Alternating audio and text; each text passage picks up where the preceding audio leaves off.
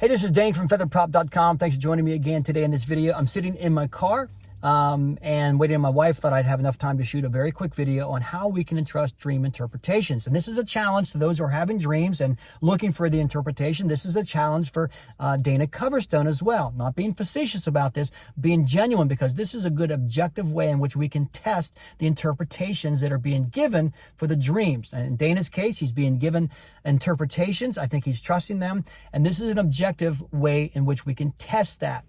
To know this, we have to go back to the book of Daniel. Daniel chapter 2, we have Nebuchadnezzar's very first recorded dream. And what he did was he called all his counselors, interpreters, his seers together. And he said, I want you to tell me the interpretation. But first, I want you to tell me what I dreamt. And he said this because he said, if you can tell me what I dreamt, then I know that the interpretation is just, that the interpretation is true. I can trust the interpretation if you can tell me the dream. I think he said this knowing this was greatly going to hamstring the interpreters who had no spiritual connections in place. But what it did was it brought to surface one man, Daniel, who did in fact have the correct spiritual connections in place, because he was able to not only tell him the interpretation, but was actually able to tell him what he had dreamt. And only God can do this. And this is something I believe that is not beyond the power of God. If God can give a dream to one man, he can give a dream to a second person as well.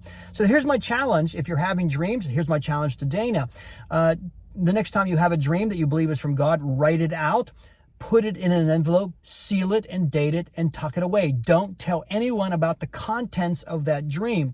Contact the people you're working with, the interpreters, and challenge them. Say, I had a dream. I want you to pray, and I'm going to pray with you for the interpretation and the dream itself.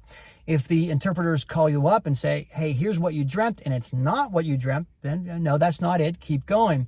But if someone calls you up and says, here's what you dreamt, and it is what you dreamt, pull out the paper at that point, because now you know that God himself has selected someone to provide the correct interpretation, that God is involved in this process because only God can do this. And I believe by doing something as simple as this, we can objectively determine, without any doubt, without any kind of hesitancy, that this dream is from God and this person has been selected to tell you the interpretation. Now, if no one steps forward with an interpretation, we would know one of two things. One is that the dream maybe isn't for yet. The timing is not correct. God will do it, but it's just not yet.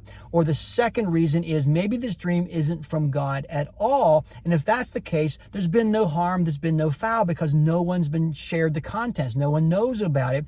And we haven't done any disservice to the church, to the body of Christ, or anything like that. So if you're having a dream, Dana, if you're continuing to have dreams, I would challenge you with this test from Daniel to know that the interpretations that are given to you are really from God. Thanks, and God bless you today.